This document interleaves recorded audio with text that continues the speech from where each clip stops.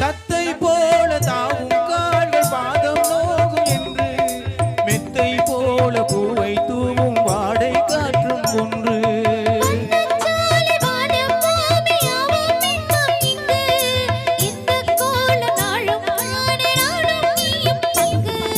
கண்ணில் ஆடுவாங்கடி கையில் ஆடுமோ கண்ணில் ஆடுவாங்கடி கையில் ஆடுமோ